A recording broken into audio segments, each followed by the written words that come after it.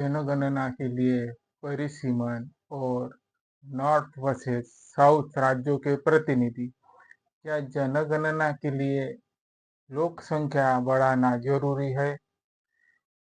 जनगणना के लिए क्या एजुकेशन और धर्म का बढ़ना जरूरी है? आज हम इसी पे बात करेंगे।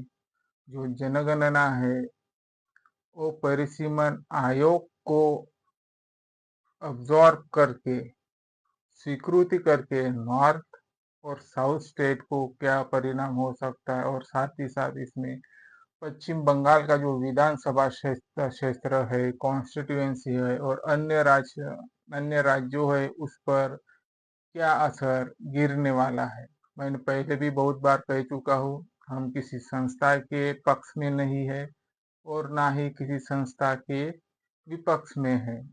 हम एक संवैधानिक विद्यार्थी है जो कि कॉन्स्टिट्यूशनली हम बातें करते हैं, और ना ही मेरा ये राइट है किसी की निंदा करूं और किसी के ऊपर कुछ टिप्पणी करूं। ये संवैधानिक राइट नहीं है और ना ही मैं ऐसी सोचता भी हूँ। तो चलिए हम शुरू करते कि पॉपुलेशन बढ़ाना क्यों जरूरी है। क्या पॉपुलेशन से हम सत्ता में रह सकते हैं? क्या पॉपुलेशन से हम हमारा जो धर्म है वो अपहोल्ड कर सकते हैं? जो कुछ चंद दिनों पहले आरएसएस चीफ मोहन भागवत जी का ये बयान है। वो कहते हैं families with three kids enjoy better health. RSS chief Bhagwat. जो फैमिलीज है वो अच्छी हेल्थ अगर चाहते हैं तो 3 किड्स है इंजॉय के लिए रखना जरूरी है, जो कि एक बेटर हेल्थ ला सकते हैं। कितना बेटर हेल्थ होना? आज के जमाने में दो तीन बच्चे पालना बहुत बड़ी समस्या है, और हमारे आरएसएस चीफ कहते हैं कि 3 बच्चे चाहिए, 3 बच्चे चाहिए। देखिए, मैं हमेशा से ही आरएसएस से करीब रहा हूँ। हेडगेवार ब्लड बैंक में आता जाता रहा हूँ, तो इसलिए मेरे उनके साथ कुछ व्यवहारिक रिलेशंस थे। अभी शायद वो कम है, पर पहले थे। अक्सर हेडगेवार ब्लड बैंक में आना जाना मेरा रहता था, जो कि रामदास पेठ में है, सॉरी धर्मपेट में है। तो आरआरएस चीफ और मैं नागपुर से बिलोंग करता हूँ। क्या 3 बच्चे पैदा करना नॉर्थ के लिए सही होगा? क्या साउथ के लिए सही होगा? और क्या पश्चिम बंगाल के लिए सही होगा? जो नॉर्थ स्टेट है वो लगभग हिंदू पॉपुलेशन उसमें ज्यादा है, तो अगर 3 बच्चे पैदा करते हैं तो हिंदुओं की पॉपुलेशन बढ़ती है, तो इस पे जनगणना के ऊपर फर्क गिरता है, परिसीमन के ऊपर फर्क गिरता है। तो इस पे होगा क्या? पॉपुलेशन जिधर ज्यादा उधर की कॉन्स्टिट्यूएंसी ज्यादा, तो इस पे बंगाल पे भी फर्क गिरने वाला है। साउथ राज्य तो यही कह रहा है, हमने लिटरेसी अच्छी रखी है, एजुकेशन अच्छा रखा है, और साथ ही साथ जो एम्प्लॉयमेंट रेट है वो भी अच्छा है, अच्छा रखा है साउथ में। तो उनके साथ ऐसी भेदभाव क्यों? और जो नॉर्थ स्टेट है वो धर्मों में ज्यादा विश्वास रखते हैं, हिंदुओं की स्टेट है। वैसे में 1966 और 1969 की बात करूं तो नई दिल्ली में जेएनयू बना था, जवाहरलाल नेहरू यूनिवर्सिटीज। ये वो यूनिवर्सिटीज है कि किसी धर्म पर विश्वास नहीं करती है। वो सिर्फ टीचिंग्स पे बिलीव्स रखते हैं। वो कर्म कांड के ऊपर भरोसा नहीं रखते, तंत्र मंत्र पे भरोसा नहीं रखते।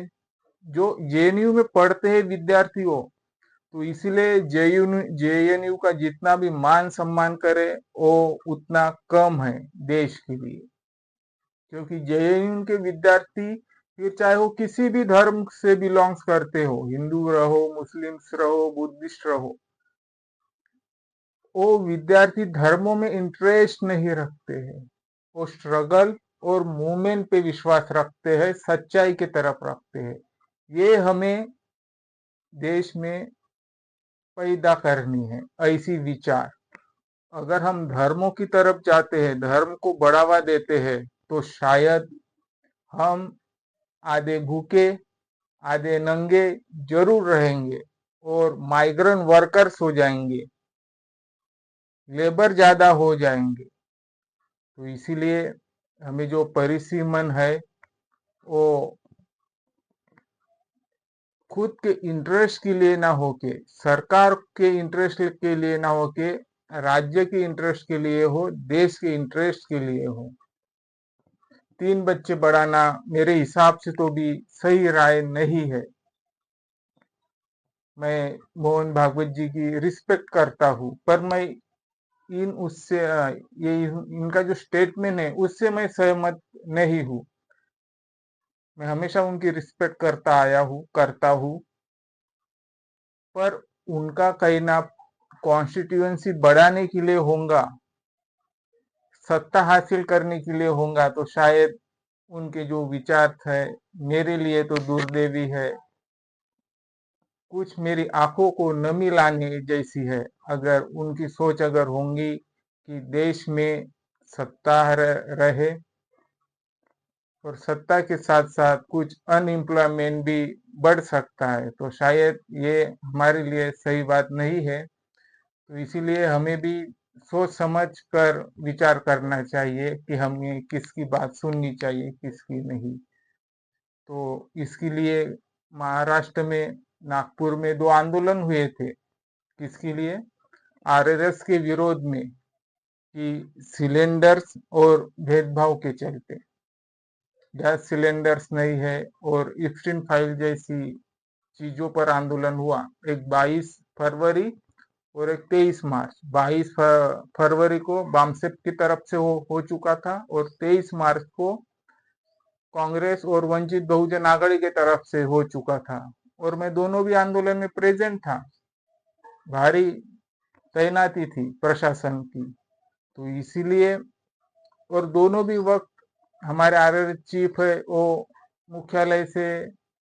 मुख्यालय में नहीं थे, बाहर जा चुके थे। तो इसलिए हमें